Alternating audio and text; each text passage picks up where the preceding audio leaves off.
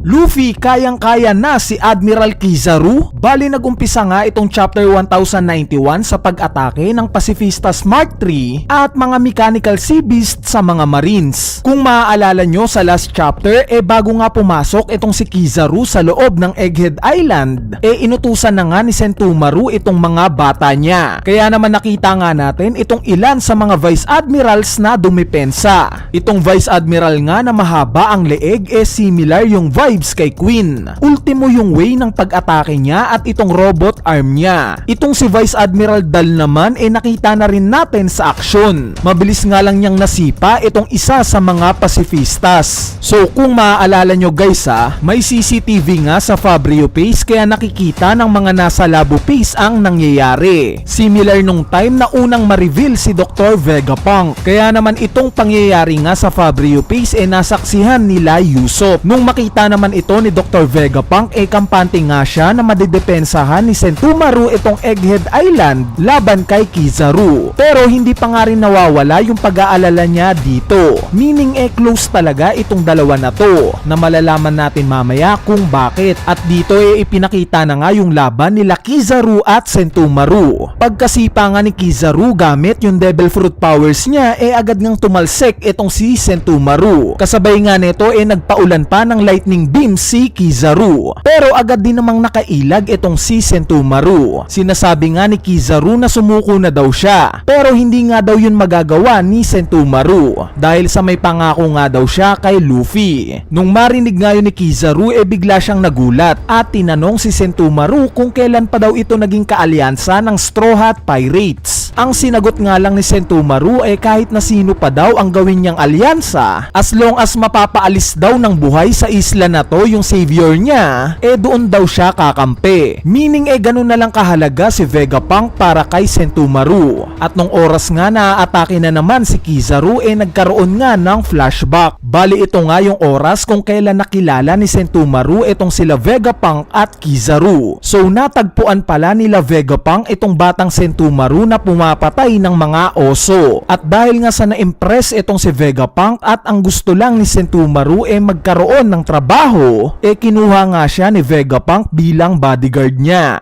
At syempre para magawa nga ito ni Sentomaru kailangan niyang matuto. Kaya naman tinawag nga niya itong si Kizaru na uncle at nagtanong kung pwede ba siya netong turuang lumaban. Though hesitant nga nung una itong si Kizaru pumayag rin naman siya. Meaning parang teacher versus student pala yung nangyayaring laban ngayon nila Sentomaru at Kizaru. Mabalik nga sa present time tuloy ang laban. Nakatama nga ng atake itong si Sentomaru. Pero hindi nga yun ininda ni Kizaru. Kaya naman gamit nga itong laser niya nag-counter attack siya at napuruhan ng gusto si Sentomaru. At dito na nga natalo si Sentomaru. At syempre dahil dito yung sumunod sa hierarchy kay Sentomaru na makakapag-utos sa mga Pacifistas yung may hawak na ng authority chief. Dahil nga sa hawak na to mismo ni Kizaru agad nga niyang pinag-utos sa mga Pacifistas na umalyansa na sa mga marines at sirain daw ang lahat ng mechanical sea beast, which is agad naman nilang sinunod. Nung makita naman nila Vegapunk itong nangyari kay Sentomaru bigla nga siyang napaiyak. Kaya naman mas na-motivate pa nga itong si Vegapunk na alisin na itong barrier para makaalis na sila. Dagdag pa nga niya anytime daw makakapasok na si Kizaru sa Labo Base since gawa nga daw siya sa liwanag. Kaya naman mag-focus na nga daw sila. Nung marinig nga yun ni Usopp nagbalik sa alaala niya yung ginawa ni Kizaru sa kanila during Sabudi Archipelago Arc. At dito ipinakita na ngang sakay na ng Vega Force 1 at Thousand Sunny itong grupo nila Luffy. Pero sa hindi nga inaasahang pangyayari biglang nagkaroon ng emergency alarm. Nagtataka nga itong si Lilith dahil hindi pa naman bukas ang barrier.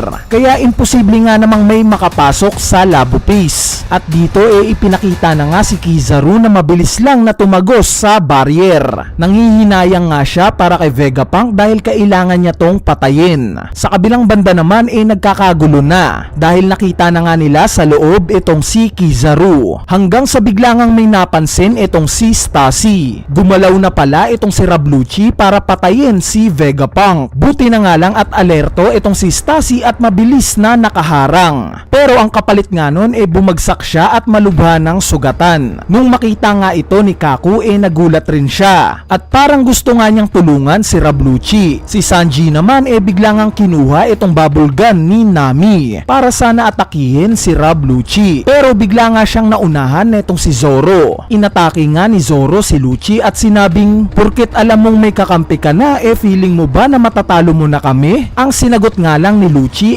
kahit dalawa nga lang daw sila ni Admiral Kizaru, kayang-kaya na daw sila netong patayin. Nung marinig nga yun ni Zoro, nagalit to at sinabing minamaliit daw sila masyado netong si Rabluchi. Kaya naman umatake nga itong si Zoro na nagresulta sa paglabas nilang dalawa ni Lucci sa lokasyon netong sila Luffy. At speaking of Luffy, kaharap na nga niya ngayon itong nagpaiyak sa kanya 2 years ago. Ang bungad nga kaagad ni Luffy isang sipa na napakalakas kay Admiral Kizaru na nasa lagrin naman ni Kizaru. At sinabing bastos daw mga musta itong si Luffy. At isang paalala nga mula kay Luffy, sinabi niya na 100 beses daw na mas malakas na sila ngayon kesa nung una silang nagkaharap 2 years ago. At dito na nga nagtatapos itong chapter 1091. Bali ngayon ipag-usapan naman natin ang mga pangyayari sa chapter na to. Unahin na natin itong patungkol sa mga mechanical sea beast. Kung napansin nyo guys may bago ngang robot na sea beast at ito nga yung daga na merong drill sa nguso. Bali wala nga to sa original members ng mga sea beast at nice touch nga ito sa part ni Oda para sa akin. Nalaman nga rin natin sa chapter na to na gaya ng mga Seraphim meron din palang hierarchy sa pag-utos ng mga pacifistas, which is halos similar lang naman. Sa part naman ng naging laban nila Kizaru at Sentomaru, nagigets na nga natin ngayon kung bakit ganito na lang ka-caring etong si Kizaru kay Sentomaru nung time na kinausap niya itong Gorosei na si Saturn. Kumbaga parang pinagtatanggol ni Kizaru si Sentomaru last chapter kay Saturn. Pero dahil nga sa walang magagawa si Kizaru at kailangan lang sumunod, nakita nga nating inatake niya talaga itong si Sentomaru. Though I doubt na tinuluyan niya to. At dahil nga sa tapos na ang warm up ni Kizaru, handa na nga niyang labanan ngayon itong si Luffy. Bali kung mapapansin nyo nga yung aura na itong si Luffy very positive. Na para bang confident siya na hindi siya matatalo nitong mga admiral na to. Which makes sense. Dahil nga sa emperor na ngayon itong status niya dapat lang na wala na talaga siyang katakutan na kahit na sino. Ultimo miyembro pa yan ng Gorosei, di ba? So ganitong level na ngayon si Luffy guys matapang siyang sumusugod sa isang admiral na naka-base form lang. So what more kung makita pa nating tapatan ni Luffy itong si Kizaru ng naka-gear 5, di ba? Sa part naman ni Rabluchi na biglang inatake itong si Vegapunk, ito nga yung pinaka-curious ako sa mga match-up, itong Rabluchi versus Zoro. Dahil alam naman nating lahat na brawl fighter itong si Lucci, similar kay Luffy na walang sandata. Kaya naman i-expect natin sa magiging laban na to na iha-highlights ni Oda yung kakayanan ng Awakened Devil Fruit na itong si Lucci. At syempre hamon na rin to para kay Zoro. Dahil alam naman natin na kapag awakened ang isang Zoan Devil Fruit nagiging sobrang durable neto. Ang isang example na nga lang dyan si Kaido na ang nag-iisang malinis lang na nakamarka sa kanya itong si Kozuki Oden. Though hindi pa naman confirm na awaken yung Devil Fruit ni Kaido, pero may similarity kasi yung pagiging durable nilang dalawa. Anyway, bago nga matapos itong video na to, inaanyayahan ko kayong manood ng One Piece live action sa Netflix. Yes guys, ipapalabas na nga yung 8 episodes neto ngayong araw. At syempre gagawa natin yan ng review na i-upload naman natin sa mga susunod na araw. So I highly recommend na panoorin nyo dahil napanood ko na nga yung first 2 episodes at sobrang ganda neto. Perfect nga ito sa mga hindi pa nakakapanood o wala pang alam sa One Piece. At syempre sa mga legit fans swak din ito dahil binali nga yung kwento ng konti para may surprise factor pa rin para sa atin. At yung maliliit nga na detalye mapapansin nyo lalo na kung matagal na kayong sumusubaybay. Bali dito na nga nagtatapos itong chapter review natin para sa latest chapter ng manga na chapter 1091. So yun lang, peace!